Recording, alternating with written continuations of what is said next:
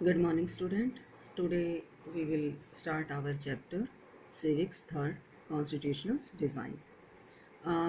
First of all, students, we will discuss what do you mean by the constitutions. Constitutions का meaning क्या है? तो first of all, बच्चे, there are certain basic rule that the citizen and the government have to follow. यानी कि कुछ basic rule होते हैं जो कि सिटीजन और गवर्नमेंट को जो है वो फॉलो करने पड़ते हैं, ठीक है।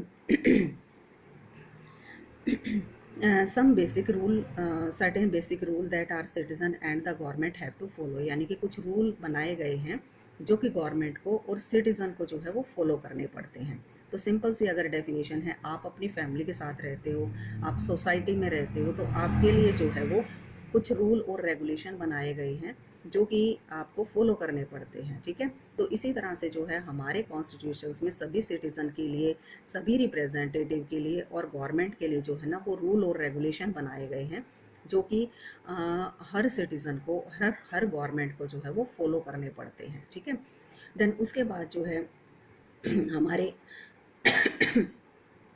जो हमारे बेसिक से क्वेश्चन आते हैं वो है हमारे why do we need a constitutions, के हमें कॉन्स्टिट्यूशंस की ज़रूरत क्यों होती है, ठीक है। How are the constitutions drawn up, किस तरह से जो है हमारा कॉन्स्टिट्यूशंस जो है वो बनाया गया था, who design them and in what way, और किस वे में बनाया गया था। सबसे पहले बच्चे जो क्वेश्चन हमारा आता है, why do we need a constitutions, यानी कि हमारा कॉन्स्टिट्यूशंस क्यों बनाया गया था, क्या ज़रूरत थी।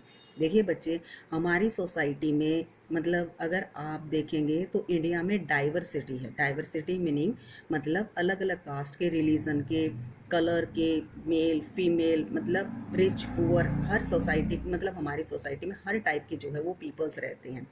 तो मेजॉरिटी ग्रुप भी होता है, माइनॉरिटी ग्रुप भी होता है। तो ये है कि जो है आ, सभी को इक्वली ट्रीट करते हुए जो है डेमोक्रेसी एस्टेब्लिश करना, ये सिर्फ तभी हो सकता है जब एक रिटर्न जो है कॉन्स्टिट्यूशन हमें मिलता है। तो यानी कि सभी को सोसाइटी में, इवन आप में भी जो है वो सभी को इक्वली ट्रीट करते हुए जो है डेमोक्रेसी एस्टेब्लिश हो सके, सोसाइटी स्टेबल रह सके, इसलिए हमें जो है वो कॉन्स्टिट्यूशंस की ज़रूरत होती है। देन उसके बाद है how are the constitutions drop, हमारा कॉन्स्टिट्यूशंस कैसे बनाया गया था। देखिए बच्चे, जब हमारा कॉन्स्टिट्यूशंस बनाया गया था जब हमारी कंट्री जो है वो ईस्ट इंडिया कंपनी के अंडर में थी, ठीक है। यानी कि उस टाइम पे जो है हमारा इंडिया ईस्ट इंडिया कंपनी के अंडर में था।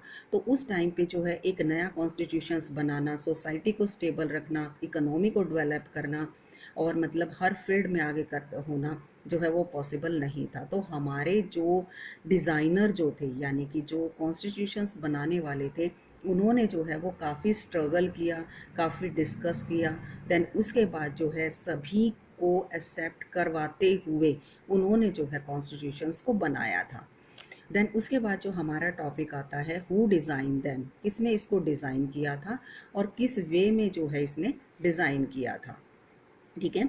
यानी कि आपने देखा होगा कि हमारा जब कॉन्स्टिट्यूशंस बना था तो उसमें सबसे मेन रोल, लीडिंग जो रोल था वो था हमारा भीमराव अंबेडकर का, ठीक है। और उसके अलावा भी बहुत सारे लीडर्स थे, ठीक है, जिन्होंने जो है वो कॉन्स्टिट्यूशंस में मेन रोल प्ले किया था।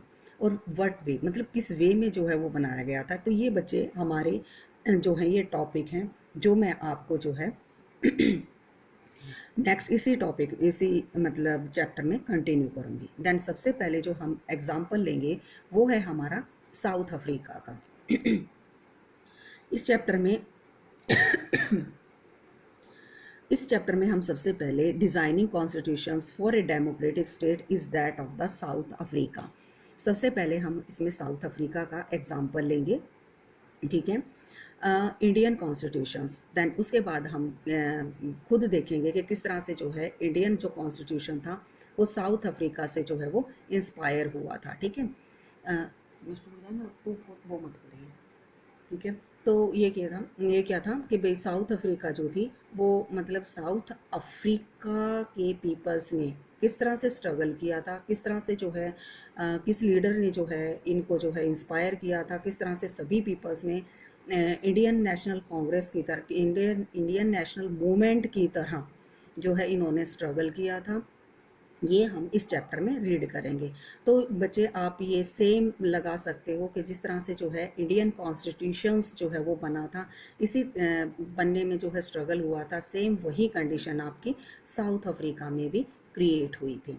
ठीक है, तो बच्चे सबसे पहले मैं आपको बता देती हूँ कुछ बेसिक रूल होते हैं, रूल और रेगुलेशन होते हैं जो सभी के लिए जो है वो फॉलो करने मस्ट होते हैं, चाहे आपकी गवर्नमेंट है, चाहे आपके रिप्रेजेंटेटिव हैं, चाहे आपका कोई भी रिच पीपल है या पुअर पीपल है, तो सभी को जो है रूल और रेगुलेशन फॉलो करना जो है कॉन्स्टिट्यूशंस के अकॉर्डिंग जो है वो मस्ट होता है।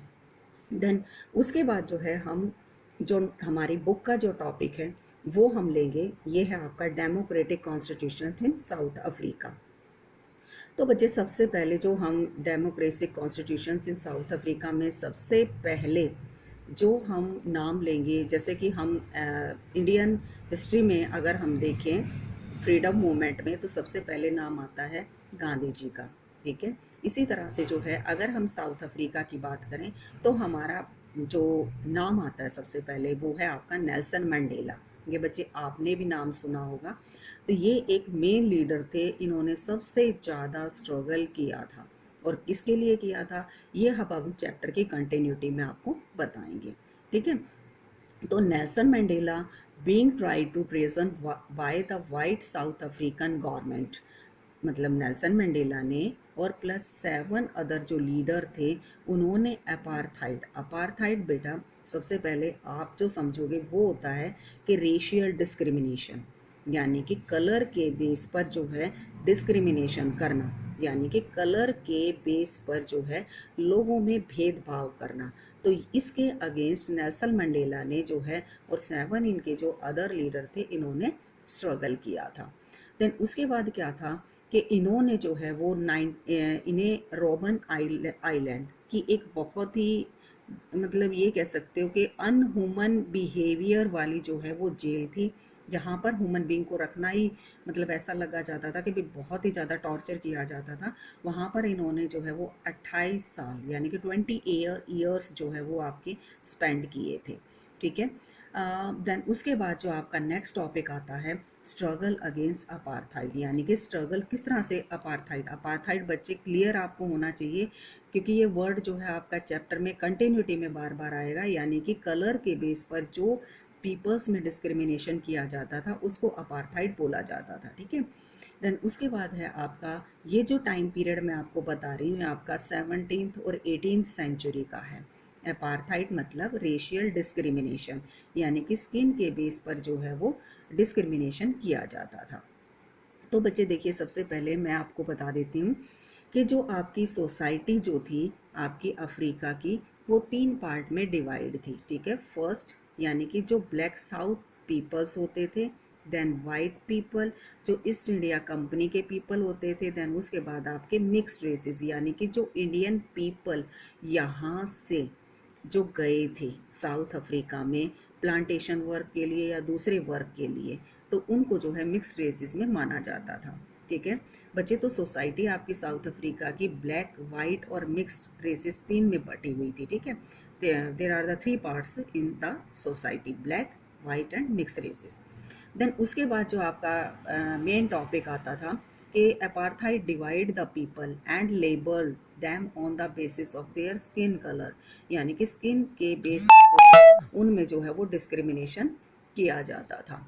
The native people of the South Africa are black in colour, जैसे कि आपको पता है कि साउथ अफ्रीकन पीपल जो हैं वो ब्लैक कलर के होते हैं। They made up of their 3/4 of the population, यानी कि 3/4 यानी कि जो है 3/4 पार्ट जो है इनका सोसाइटी का होता था। ठीक है, देन उसके बाद जो आपके मिक्स्ड रेसेस थे उनको कलर्ड बोला जाता था, जो कि इंडिया से माइग्रेट करके गए हुए थे। तो उनको जो है ब्लैक पीपल्स को जो है वोटिंग का तो राइट था ही नहीं। देन उसके बाद जो आपका नेक्स्ट जो पॉइंट मैं आपको बता रही हूँ कि apartheid system was partially oppressive for the black, यानी कि उनके साथ जो है वो डिस्क्रिमिनेशन किया जाता था। They were forbidden from living in white area, कि जहाँ पर वाइट पीपल रहते थे, जहाँ पर ईस्ट इंडिया कंपनी के पीपल रहते थे, वहाँ पर उन्हें जाने की परमिशन नहीं थी, वो वहाँ पर नहीं रह सकते थे। They could work in white area, वो मतलब वो सिर्फ वाइट एरिया में तभी काम कर सकते थे जब उन्हें परमिशन होती थी। ठीक है, तो बच्चे they could work in white area only if they had a permit, अगर उन्हें परमिशन होती थी। जैसे कि आप पार्क में है, पार्क में आप जाते हो, ठीक है, बसेस में आप जो है ट्रैवल करते हो, जो आपके पब्लिक जो प्लेसेस हैं उनको आप जो है विदाउट एनी हेजिटेशन के आप यूज़ कर सकते हो।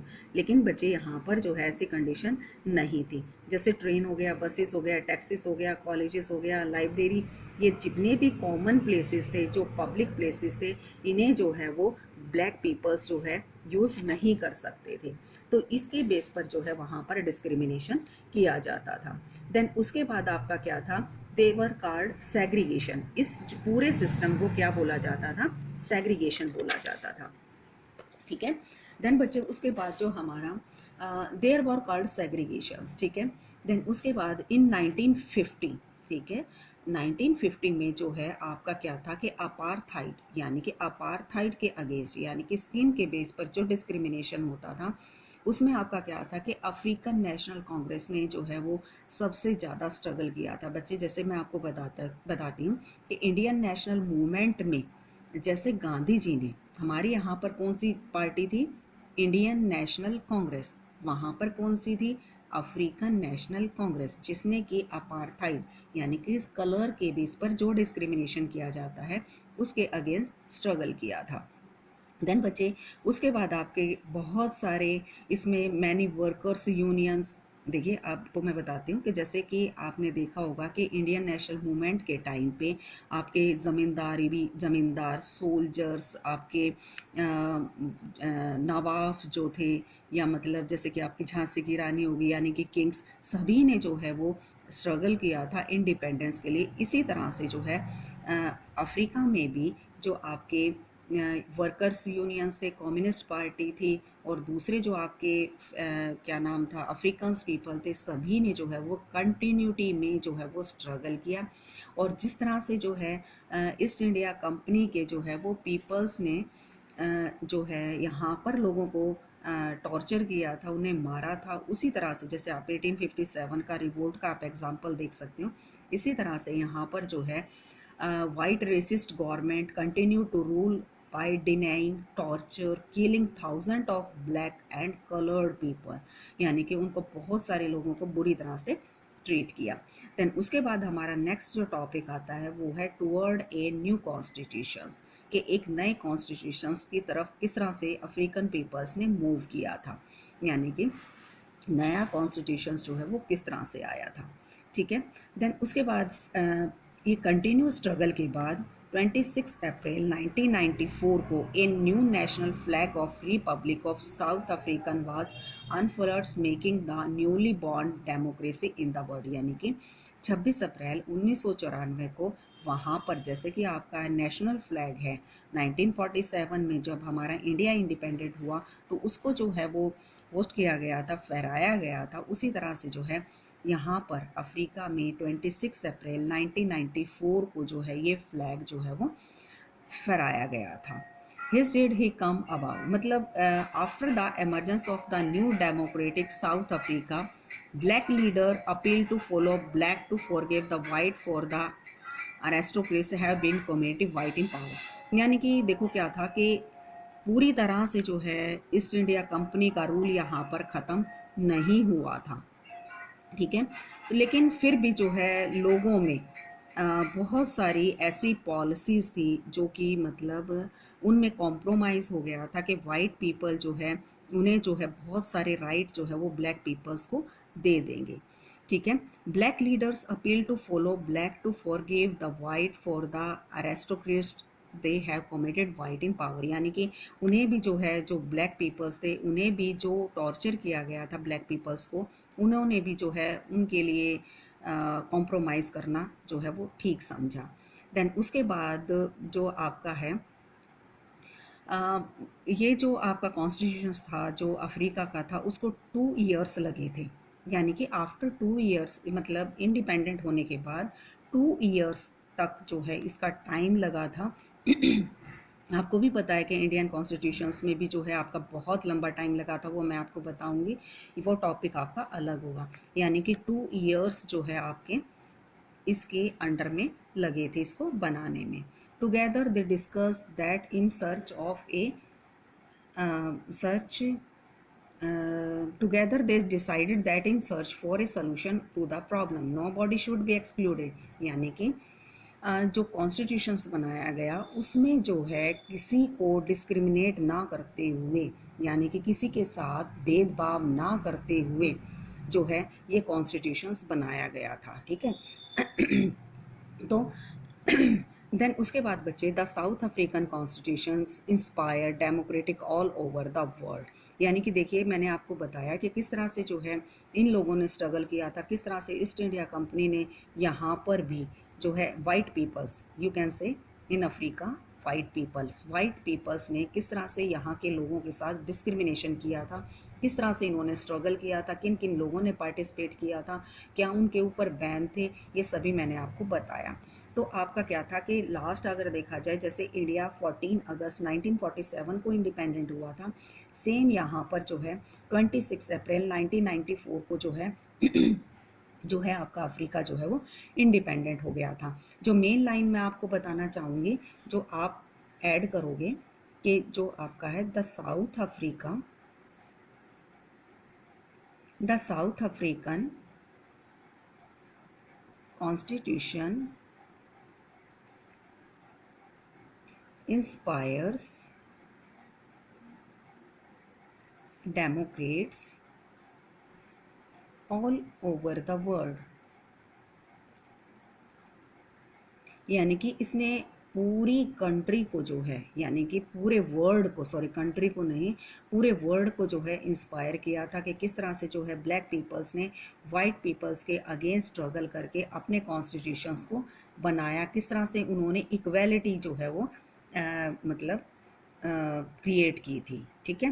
देन उसके बाद है हमारा जो नेक्स्ट टॉपिक आता है बच्चे कि आपका why do we need a constitutions. जो मेन टॉपिक है आपका कि हमें अब कॉन्स्टिट्यूशंस की क्यों ज़रूरत होती है,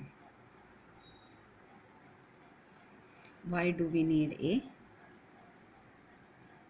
constitution. The South African example is a good way to understand why do we need a constitutions and what do constitutions do। यानी कि साउथ अफ्रीका का जो मैंने आपको बताया इससे आपको क्लियरली ये हो जाएगा कि भाई किस तरह की मतलब किस तरह से जो है वो स्ट्रगल हुआ था और क्यों हमें जो है वो कॉन्स्टिट्यूशंस की ज़रूरत होती है, ठीक है। देन उसके बाद आपका जो मेन टॉपिक आता है वो ये है कि जो इनके बीच में अगर थोड़ा सा अगर हम देखें जो हमारा जो एक और डिस्प्यूट हुआ था हमारा, अगर देखा जाए तो कि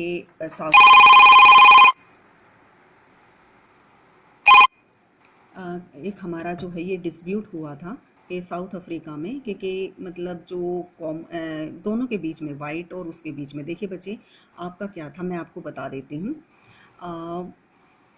जो black majority was keen to ensure that the democratic principle of majority was not compromise. यानी कि जो ब्लैक सोसाइटी है वो वाइट, देखो क्या था कि वहाँ पर अभी भी जो है वाइट पीपल जो है वो मतलब स्टे कर रहे थे, वहाँ पर रह रहे थे, लेकिन जो है वाइट पीपल की बजाय ब्लैक पीपल्स वहाँ पर जो है वो ब्लैक पीपल्स जो है वहाँ पर रूल कर रहे थे। तो क्या था कि दोनों के बीच में जो है कॉम्प्रोमाइज़ होना ज़रूरी था। वाइट पीपल्स थे वो अभी भी श्योर नहीं थे कि जो ब्लैक पीपल्स हैं उन्हें जो है वो सही तरह से ट्रीट करेंगे, ठीक है। देन उसके बाद after long negotiations both party agree to a compromise. यानी कि ब्लैक और वाइट पीपल दोनों एक कॉम्प्रोमाइज़ पर जो है वो एग्री हुए। The white agree to the principle of majority rule and that of one person one vote। यानी कि जो मेन वो हुआ वो ये था, जैसे कि आपका इंडिया में भी पता है कि 1 person 1 vote, यानी कि एक पर्सन और उसको एक वोटिंग का राइट होना चाहिए। आप पता होगा आपको, यूनिवर्सल अडल्ट फ्रेंचाइज यानी कि सभी को वोटिंग का राइट प्लस क्या है कि वन पर्सन वन वोट का होना चाहिए।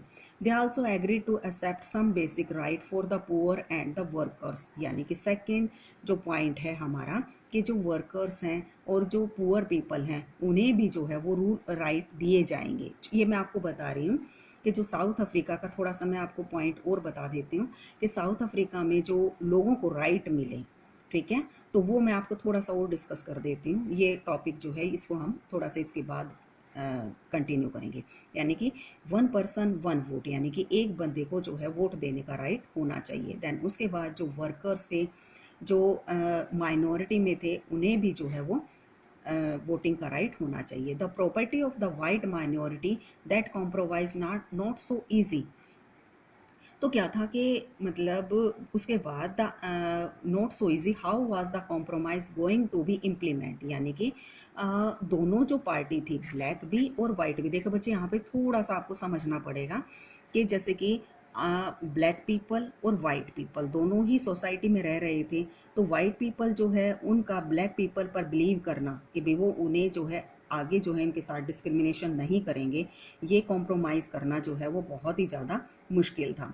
तो क्या था कि अगर सपोज करो, मैं आपको फिर एक एग्जांपल देती हूँ कि आप किसी को पैसा देते हो, ठीक है, आपने किसी को पैसा दिया और उसने आपसे पैसा लिया, तो कुछ टाइम के बाद जब आप अपना पैसा मांगते हो तो आप वो अगला कहता है कि भाई नहीं, मैंने आपसे तो पैसे लिए ही नहीं थे, तो आपके पास कोई भी प्रूफ नहीं है। देन उसके बाद आपका क्या था, इसी तरह से जो है वाइट पीपल अपनी सिक्योरिटी के लिए रिटर्न में कुछ चाहते थे, ठीक है। तो क्या था कि अगर आप किसी को पैसा दे रहे हो और आपके पास रिटर्न में है कि मैंने इसको इतने पैसे दिए हैं और वो मेरे को इस टाइम पीरियड तक वापस कर देगा, तो आपके पास रिटर्न में है, तो आप मतलब कोर्ट में भी जा सकते हो, आप अपने प्रोटेक्ट कर सकते हो अपने आप को। तो इसी तरह से जो है वाइट को भी जो है इसी तरह की प्रोटेक्शन चाहिए थी, ठीक है। तो बच्चे क्या था कि उनको भी जो है इसी तरह के जो रूल और रेगुलेशन थे, यानी कि मेजोरिटी के लिए और माइनॉरिटी के लिए, वाइट के लिए और ब्लैक के लिए, इन सबको रिटर्न में लिखना मस्ट था। ये जो थे ये सभी पॉइंट, यानी कि वाइट पीपल को और ब्लैक पीपल को इक्वली ट्रीट किया जाएगा, ये सभी जो है इस कॉन्स्टिट्यूशंस में लिखे गए थे। तो ये मैंने आपको थोड़ा सा और अलग से मैंने आपको बता दिया है कि जो है इनके बीच में भी जो है डिस्प्यूट ना हो, इसलिए कि अगर देखिए अब ब्लैक पीपल रूल कर रहे थे, अगर ब्लैक पीपल रूल कर रहे थे वो मेजॉरिटी में थे और जो आपके वाइट पीपल थे वो आपकी माइनॉरिटी में थे, तो वो डिस्क्रिमिनेशन ना हो, इसलिए जो है साउथ अफ्रीका में जो कॉन्स्टिट्यूशंस बनाया गया था उसमें सभी को इक्वली ट्रीट करते हुए जो है वो कॉन्स्टिट्यूशंस बनाया गया था, ठीक है। जो अगर मैं कॉन्स्टिट्यूशंस की बात करूं, देखिए बच्चे अब हम आते हैं why we need a constitutions. तो आपका कॉन्स्टिट्यूशंस में कुछ पॉइंट आपके ऐसे आएंगे जिन्हें फॉलो करना ज़रूरी है। First, it generate a degree of trust and coordination, it is necessary for different kind of people to live together. यानी कि फर्स्ट जो होगा वो उसमें ये होगा कि जो है ट्रस्ट, अगर इसको पॉइंट को आप उसमें ऐड कर सकते हो, ठीक है। Degree of trust and coordination, degree of trust and coordination, यानी कि देखिए अगर आप अपनी सोसाइटी में रहते हो, ठीक है, आप अपने पड़ोस में रहते हो, तो आपको कोऑर्डिनेशन और ट्रस्ट तो करना ही पड़ेगा, ठीक है। तो इसी तरह से हम जो गवर्नमेंट एस्टेब्लिश करते हैं उस पर हमें ट्रस्ट और कोऑर्डिनेशन मस्ट है। तो ये कोऑर्डिनेशन कॉन्स्टिट्यूशंस के अकॉर्डिंग जो है वो ज़रूरी है। देन उसके बाद second, it specify how the government will be constituted, who will be have power to take this decision, यानी कि जो होगी आपकी गवर्नमेंट की जो पावर है उसको भी जो है कॉन्स्टिट्यूशंस के अकॉर्डिंग ही जो है वो रूल करना पड़ेगा, ठीक है। Government power rule follow rule या governments power follow the rule of constitutions, ठीक है। देन उसके बाद it lay down limit on the power of government and tell us what the right of the citizen are, यानी कि government के की क्या पावर है और सिटीजन को क्या राइट मिले हुए हैं। ठीक है, ये हमें बताता है पावर ऑफ गवर्नमेंट, कि गवर्नमेंट को जो है अपनी पावर को मिसयूज नहीं करना। Right of the citizen, rights of citizen, कि सिटीजन के राइट क्या हैं। ठीक है, कि उन्हें किसी भी बेस पे जो है वो डिस्क्रिमिनेट नहीं किया जा सकता। ठीक है, it express the aspirations of the people about creating a good society, यानी कि फोर्थ अगर मैं देखूं तो ये पीपल्स को एस्पायर करता है, मतलब इंस्पिरेशन देता है, या आप कह सकते हो लोगों को एग्रीगेट करता है कि of the people about creating a good society। यानी कि अब देखिए, जैसे आपको वोटिंग का राइट है, वोटिंग का राइट में आपको जो है कॉन्फिडेंस आता है कि हम अपने रिप्रेजेंटेटिव को चूज़ करते हैं, कि हमने जिस रिप्रेजेंटेटिव को वोट दिया वही रूल कर रहा है, वही हमारा रिप्रेजेंटेटिव है। तो इसके अंदर जो है सिटीज़न को अपनी डिग्निटी की जो है वो फीलिंग आती है। तो क्या है, अगर जो है सिटीज़न को कोई राइट ना दिए जाएं, या मतलब उसको जो है वो सही तरह से गवर्नमेंट ट्रीट ना करे, तो क्या है कि क्या आप खुद भी आइडिया लगा सकते हो कि एक गुड सोसाइटी जो है वो एस्टेब्लिश नहीं हो सकती। तो क्या है कि ये जो है डिग्री ऑफ ट्रस्ट और कोऑर्डिनेशन होना ज़रूरी है। गवर्नमेंट की पावर को जो है वो कॉन्स्टिट्यूशंस के रूल फॉलो करने पड़ते हैं।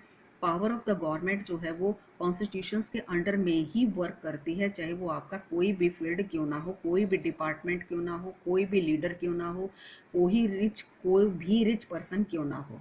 एंड उसके बाद हमें अपने राइट्स का पता चलता है कि हमें कौन कौन से जो है वो फंडामेंटल राइट मिले हुए हैं, किस तरह से जो है हम अपने राइट को जो है यूज़ कर सकते हैं। देन उसके बाद जो है पीपल्स को जो है वो एस्पायर करता है, इंस्पायर करता है, लोगों को की डिग्निटी को मेंटेन करके रखता है, ताकि जो है सोसाइटी जो है वो स्टेबल हो सके। देन उसके बाद जो है हमारा नेक्स्ट टॉपिक आता है making of the Indian constitutions, जो कि अब हम देखिए, हमने पहले जो है वो सबसे पहले साउथ अफ्रीका के बारे में बात की, किस तरह से वहाँ पर डिस्क्रिमिनेशन होता था, किस तरह से किस किस फील्ड में डिस्क्रिमिनेशन होता था, किस किस ने पार्टिसिपेट किया था, मेन लीडिंग रोल किसका था, और किस तरह से वहाँ पर बना। फिर उसके बाद हमने कॉन्स्टिट्यूशंस के बारे में बात की कि क्या उसके मेन पॉइंट होने चाहिए। देन अब हम आते हैं जो आपका टॉपिक है इंडियन कॉन्स्टिट्यूशंस के बारे में, मेकिंग ऑफ द इंडियन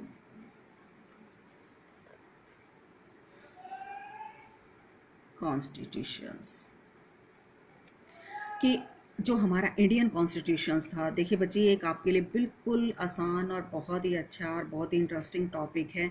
ठीक है, तो आप इसको जो है किस तरह से जो है वो आप समझोगे, अगर आप वीडियो देखोगे तो आपको बिल्कुल ही क्लियर हो जाएगा। ठीक है, तो अब हम बात करेंगे इंडियन कॉन्स्टिट्यूशंस की, यानी कि भारतीय संविधान की। ठीक है, वो किस तरह से बनाया गया था, उसमें कौन कौन सी प्रॉब्लम को फेस किया गया था, किस किस ने बनाया था, कौन कौन से इसके मेन लीडर थे, किन किन मेन पॉइंट्स को इसमें जो है माइंड में रखा गया था, किन किन प्रॉब्लम को इन्होंने फेस किया था, उसके कंस्ट्रक्शंस में यानी कि उसके ड्राफ्टिंग में जो है वो क्या क्या प्रॉब्लम आई थी, किस तरह से ये पूरा बन के तैयार हुआ था, कितने मतलब कौन कौन से रूल इसमें जो है वो फॉलो किए गए थे, किन को माइंड में रखा गया था, सोसाइटी की कौन सी बातें जो है उसमें सोसाइटी के कौन कौन से ऐसे पॉइंट थे जिसको जो है वो लीडर्स जो थे वो हमारा जो कॉन्स्टिट्यूशन था वो दूर करना चाहता था। वो सभी पॉइंट हम वन बाय वन इसमें डिस्कस करेंगे। तो सबसे पहले जो हम मेन पॉइंट जो डिस्कस करेंगे वो हमारा आएगा कि सबसे पहले जो हमारा कॉन्स्टिट्यूशंस बना उस टाइम पे कौन कौन सी प्रॉब्लम्स को लीडर्स ने फेस किया था। यानी कि जब हमारा इंडियन कॉन्स्टिट्यूशंस बना तो उस टाइम पे कौन कौन सी प्रॉब्लम को लीडर्स ने फेस किया था। ठीक है, तो वो हमारी प्रॉब्लम मेन थी, उन सभी को सॉर्ट आउट करते हुए, सभी को इक्वेलिटी में ध्यान रखते हुए कि किसी के साथ डिस्क्रिमिनेशन ना हो, चाहे वो हिंदू है चाहे मुसलमान है। ठीक है, चाहे वो आपका किसी भी रिलीजन से है, कोई भी मेल है या फीमेल है, रिच है पुअर है, किसी के साथ जो है वो डिस्क्रिमिनेशन ना हो, तो वो बहुत बड़ी प्रॉब्लम थी। तो सबसे पहली जो प्रॉब्लम थी जो फेस की थी हमारे लीडर्स ने, वो थी आपकी सबसे पहले जो मैं आपको बता रही हूँ वो आपकी थे फर्स्ट जो थी वो फेस की गई थी, ठीक है। फर्स्ट जो थी आपकी, like south Africa, Indian constitution was also drawn up under very difficult circumstances. जो है बहुत सारी प्रॉब्लम्स के साथ जो है वो ये हमने फेस की थी।